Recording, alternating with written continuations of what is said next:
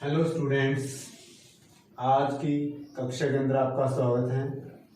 आज हमारी जो हिंदी की क्लास चली हुई है साखियां वाली, उसका पार्ट 2 लेकर आए हम। हमने जो ऊपर वाले जो 4 साखियां हैं आपको वो पहले करवा दी हमने। अब हम अगली 3 साखियां देखते हैं और उनको समझने की कोशिश करते हैं, उनके भावार्थ को समझने की कोशिश करते हैं। राइट, आइए देखते हैं जो कबीर जी द्वारा रचित कक्षा 9वीं में साखियां हैं उनको पढ़ेंगे और उनको समझेंगे। अगली साखी है हमारी, हिंदू मुआ राम कही, मुसलमान खुदाई, कह कबीर सो जीवता, जो दूहों के निकटी न जाए। यहां पर देखिए कबीर जी क्या कह रहे हैं, क्या समझाने की कोशिश कर रहे हैं। हमने प्रत्येक शब्द का अर्थ भी लिखा हुआ है समझाने के लिए आपको। जैसे मुआ का मतलब होता है मर गया या मर जाना।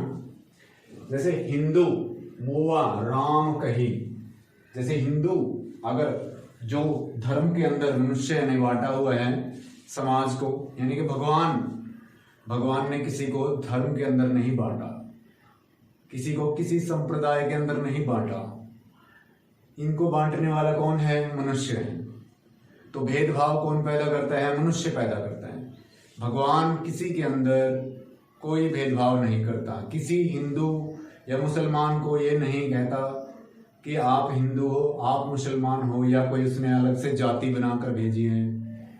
ऐसा कुछ नहीं है। ऐसा सिर्फ मनुष्य ने ही पैदा किया है, जो ये धार्मिक भेदभाव है। जैसे कबीर जी कहते हैं कि हिंदू मरते हुए किसके नाम का जप करता है? राम के नाम का।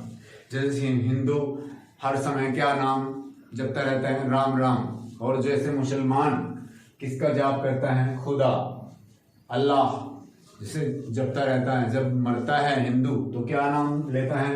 राम राम। और मुसलमान मरते हुए क्या नाम लेता है? खुदा खुदा। तो इस प्रकार कबीर जी कहते हैं, कह कबीर सो जीवता, जो दूहों के निकट ना जाए। कबीर जी कहते हैं कि सच्चा जीवन तो वही है, अच्छा जीवन तो वही है, जहां पर जो व्यक्ति इन दोनों के निकट नहीं जाता। किसके निकट नहीं जाता? हिंदू और मुसलमान भेदभाव के निकट नहीं जाता। जो भेदभाव पैदा नहीं करता, जो नहीं बताता कि ये हिंदू है या मुसलमान है, तो वो क्या करता है? वही परमात्मा के निकट जाता है। जो इन दोनों के निकट नहीं जाता वही परमात्मा को प्राप्त करता है, वही परमात्मा की सच्चे मन से क्या करता है? भक्ति करता है। काबा फिरी काशी भया, राम ही भया रहीम। जैसे जो मुस्लिम धर्म का सबसे फेमस स्थान है वो कौन सा है? काबा है। और जो हिंदू धर्म का सबसे प्रसिद्ध स्थान कहें वो काशी है।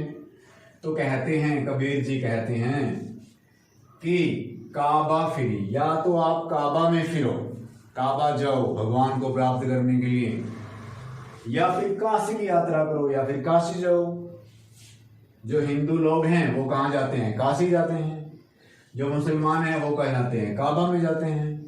काबा क्या है? एक मुस्लिमों का धार्मिक और पवित्र स्थान है, जहां पर इकट्ठे होकर अपने परमात्मा को याद करते हैं। और काशी क्या है? काशी ही ऐसा पवित्र स्थान है जहां पर सभी हिंदू इकट्ठे होकर क्या करते हैं?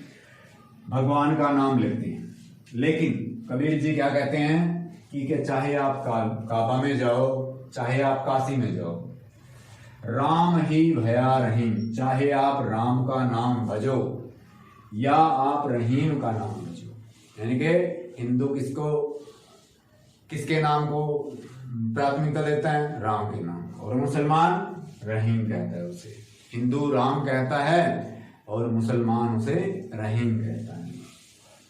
मोट चून मैदा भया, बैठी कबीरा जी। जिस प्रकार जब गेहूं को पीसा जाता है तो वो आटे में बदल जाता है, और जब आटे को और बारीक पीसा जाता है तो वो मैदे में बदल जाता है। लेकिन दोनों का काम क्या है? एक ही है कि दोनों खाने के काम आते हैं। भोजन में इस्तेमाल होते हैं। बैठी कबीरा जिम, और कबीर जी क्या कहते हैं कि आपको बैठकर क्या करना है, चाहे वो मैदा हो और चाहे वो मोटा पिसा हुआ आटा हो, आपने क्या करना है, बैठकर खाना है। यानी कि दोनों के दोनों खाने के काम आते हैं, काम तो दोनों का एक ही है। तो उस प्रकार कबीर जी समझाने की चेष्टा करते हैं, बताने की वो करते हैं कि राम भजो आप या रहीम भजो, दोनों क्या हैं, दोनों एक ही है। आपने उनको बांट के रखा हुआ है, आप ही उनको बांटने वाले हो, पर परमात्मा किसी के अंदर क्या नहीं करता, कोई फर्क नहीं करता। इस प्रकार दोनों एक ही रूप में विद्यमान हैं। अगली जो साखी है वो देखते हैं। ऊंचे कुल का जन्मिया जे करनी ऊंच ने होई, सुब्रन कलश सूरा भरा साधु निंदा सोई। यहां पर देखिए, ऊंचे कुल का जन्म लेने वाला या ऊंचे कुल में जन्म लेने वाला। मान लो कोई व्यक्ति है, यदि वो ऊंचे कुल के अंदर, ऊंचे वंश के अंदर जन्म लेता है, तो वो ऊंचे कुल में जन्म लेने से ही उच्च नहीं हो जाता। तो किससे उच्च होता है, जे करनी ऊंच ने होई। करने का मतलब कार्य, कि यदि उसके द्वारा किया गया कार्य उच्च नहीं है, अच्छा नहीं है, तो उसका ऊंचे कुल में जन्म लेने का कोई फायदा नहीं है, और ना ही वो ऊंचे कुल में जन्म लेने से क्या हो गया, ऊंचा हो गया। सुब्रन कलश सुरा भरा, सुब्रन का अर्थ क्या है, यहाँ पर सुब्रन का अर्थ लिया गया है सोना या स्वर्ण से।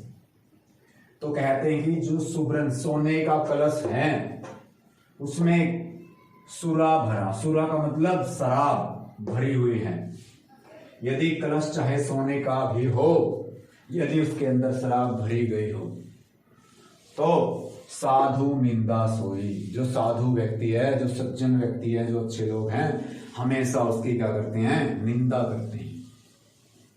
तो कहने का मतलब यह है कि सोने के कलश के अंदर शराब को भरने से, या जो बुराइयां हैं वो ऊंचे कुल में जन्म देने से नष्ट नहीं हो जाती, उसके गुण उसके अंदर नहीं आ जाते। तो इस प्रकार इस दोहे के अंदर यही समझाया गया है कि ऊंचे कुल में जन्म लेने से कोई ऊंचा नहीं होता। ऊंचा किससे होता है, ऊंचा अपने कर्म से होता है। अगर कोई अच्छा कर्म करता है तो उसका अच्छा फल मिलता है, यदि कोई बुरा कर्म करता है तो उसको बुरा फल मिलता है। अगली जो साखी है उसके अंदर यही भाव है। तो आशा है आपको जो साखी हैं सभी अच्छी प्रकार से समझ में आई होंगी। तो इनके अंदर जो हर एक शब्द है उसका अर्थ भी बताया है हमने साथ में। जैसे मुआ का मतलब यहाँ पे हमने लिखा हुआ है नीचे अलग अलग से, मर गया। खुदाई क्या होता है, परमात्मा। जैसे 2 नंबर यहाँ पे लिखा है तो उसका मतलब ये अर्थ यहाँ पर है इसको। यहाँ पे हमने 3 लिखा है भया, काबा फिरी काशी भया। भया मतलब हो गया। जैसे राम ही भया रहीम, राम ही भया, चाहे वो राम हो चाहे वो रहीम हो। और देखिए यहाँ पर मोट का मतलब मोटा, और चून का मतलब आटा, और मैदा आप समझते हो। भया का मतलब हो गया, मैदा हो या आटा हो। और उसके बाद 6 नंबर पे है सुब्रन का मतलब सोना या स्वर्ण। और कलश का मतलब आप समझते हैं कोई बर्तन जिसके अंदर वो शराब भरी हुई है, कोई सुराही जिसके अंदर कोई भी या कोई अलग से बर्तन भी हो सकता है उसके अंदर डाला गया है। सुरा क्या होती है, मदिरा या शराब। और सोई होता है निंदा, सोई यानी कि उसी की निंदा करते हैं। साधु लोग, अच्छे लोग क्या करते हैं, उसकी क्या करते हैं, निंदा करते हैं। तो कबीर जी द्वारा रचित जो साखियां हैं वो पूरी हो गई हैं। अगर आपको वो समझ में नहीं आती तो वीडियो को आप पॉज करके देख सकते हैं अर्थ सभी, और वीडियो को बैक करके आप देख भी सकते हैं, अच्छे से समझ सकते हैं भावार्थ को। ठीक है, आशा है आप सभी को ये समझ में आया होगा। धन्यवाद आप सभी का।